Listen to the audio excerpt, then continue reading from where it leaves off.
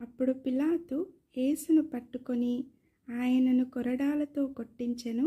సైనికులు ముళ్ళతో కిరీటమును అల్లి ఆయన తల మీద పెట్టి ఊదారంగు వస్త్రము ఆయనకు తొడిగించి ఆయన యొద్దకు వచ్చి, యూదుల రాజా, శుభమని చెప్పి ఆయనను అరచేతులతో కొట్టిరి.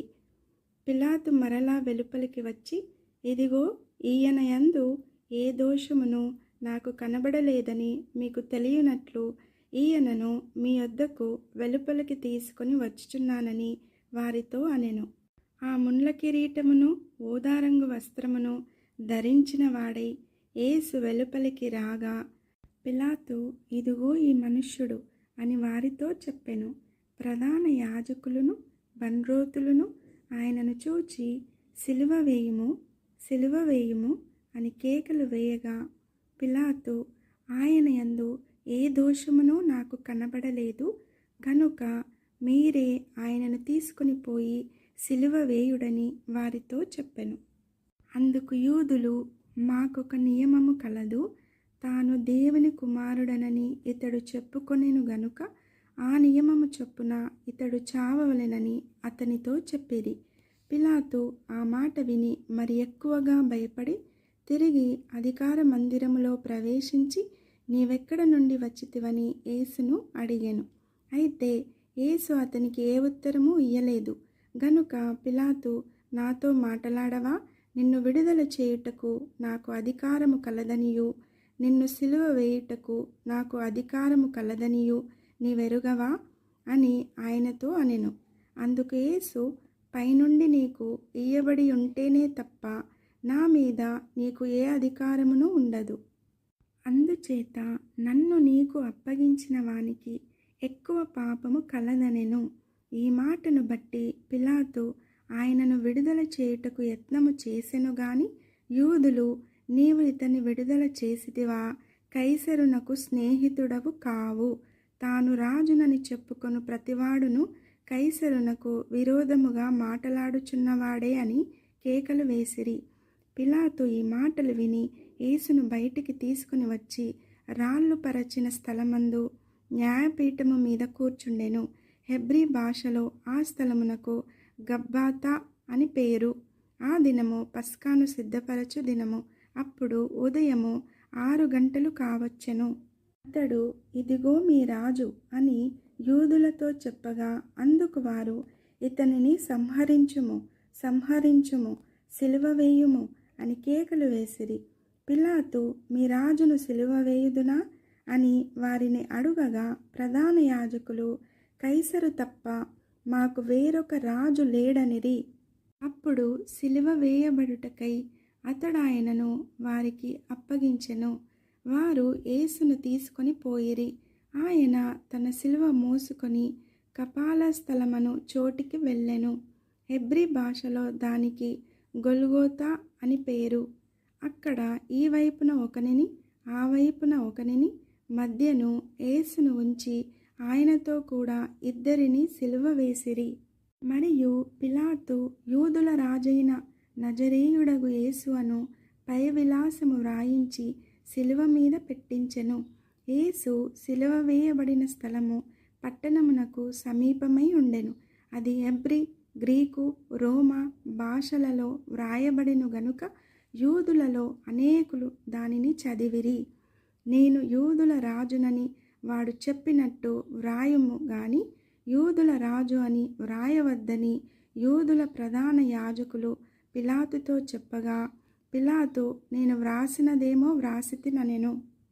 సైనికులు యేసును సిలువ వేసిన తరువాత ఆయన వస్త్రములు తీసుకొని ఒక్కొక్క సైనికునికి ఒక్కొక్క భాగము వచ్చినట్లు వాటిని 4 భాగములు చేసిరి. ఆయన అంగీని కూడా తీసుకొని ఆ అంగి కుట్టు లేక పైనుండి యావత్తు నేయబడినది గనుక వారు దానిని చింపక అది ఎవనికి వచ్చునో అని దానికోసరము చీట్లు వేయుదమని ఒకరితో ఒకరు చెప్పుకొనిరి. వారు నా వస్త్రములను తమలో పంచుకొని నా అంగీ కోసరము చీట్లు వేసిరి అను లేఖనము నెరవేరునట్లు ఇది జరిగెను. ఇందుకే సైనికులు ఈలాగు చేసిరి. ఆయన తల్లియు ఆయన తల్లి సహోదరియు క్లోపా భార్యయైన మరియయు మగ్దలేనే మరియయు యేసు శిలువ యొద్ద నిలుచుండిరి.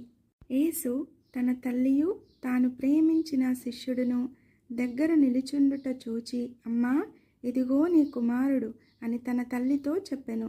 తరువాత శిష్యుని చూచి, ఇదిగో నీ తల్లి అని చెప్పెను. ఆ గడియ నుండి ఆ శిష్యుడు ఆమెను తన ఇంట చేర్చుకొనెను.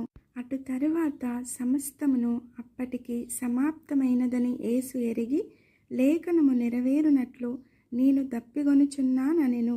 చిరకతో నిండియున్న ఒక పాత్ర అక్కడ పెట్టియుండెను గనుక వారు ఒక స్పంజీ చిరకతో నింపి ఇస్సోపు పుడకకు తగిలించి ఆయన నోటికి అందించిరి. యేసు ఆ చిరక పుచ్చుకొని సమాప్తమైనదని చెప్పి తల వంచి ఆత్మను అప్పగించెను. ఆ దినము సిద్ధపరచు దినము, మరుసటి విశ్రాంతి దినము మహాదినము గనుక ఆ దేహములు విశ్రాంతి దినమున శిలువ మీద ఉండకుండానట్లు వారి కాళ్ళు విరగగొట్టించి వారిని తీసివేయించుమని యూదులు పిలాతును అడిగిరి. కాబట్టి సైనికులు వచ్చి ఆయనతో కూడా సిలువ వేయబడిన మొదటి వాని కాళ్ళను రెండవ వాని కాళ్ళను విరగగొట్టిరి. వారు యేసునొద్దకు వచ్చి అంతకుముందే ఆయన మృతి పొంది ఉండుట చూచి ఆయన కాళ్ళు విరగగొట్టలేదు గాని సైనికులలో ఒకడు ఈటెతో ఆయన ప్రక్కను పొడిచెను. వెంటనే రక్తమును నీళ్లును కారెను. ఇది చూచినవాడు సాక్ష్యమిచ్చుచున్నాడు. అతని సాక్ష్యము సత్యమే. మీరు నమ్మునట్లు అతడు సత్యము చెప్పుచున్నాడని ఆయన నెరుగును. అతని ఎముకలలో ఒకటైనను విరవబడదు అను లేఖనము నెరవేరునట్లు ఇవి జరిగెను. మరియు తాము పొడిచిన వాని తట్టు చూతురు అని మరి ఒక లేఖనము చెప్పుచున్నది. అటు తరువాత యూదుల భయము వలన రహస్యముగా యేసు శిష్యుడైన అరిమతయీయ యోసేపు తాను యేసు దేహమును తీసుకుని పోవుటకు పిలాతునొద్ద సెలవడిగెను. పిలాతు సెలవిచ్చెను గనుక అతడు వచ్చి యేసు దేహమును తీసుకొని పోయెను. మొదట రాత్రివేళ ఆయన యొద్దకు వచ్చిన నీకోదేము కూడా బోలముతో కలిపిన అగరు రమారమి 150 సేర్ల ఎత్తు తెచ్చెను. అంతట వారు యేసు దేహమును ఎత్తుకొని వచ్చి యూదులు పాతిపెట్టు మర్యాద చొప్పున ఆ సుగంధ ద్రవ్యములు దానికి పూసి నారబట్టలు చుట్టిరి. ఆయనను సిలువ వేసిన స్థలములో ఒక తోటయుండెను. ఆ తోటలో ఎవడును ఎప్పుడును ఉంచబడని క్రొత్త సమాధి ఒకటి ఉండెను. ఆ సమాధి సమీపములో ఉండెను గనుక ఆ దినము యూదులు సిద్ధపరచు దినమైనందున వారు అందులో యేసును పెట్టిరి.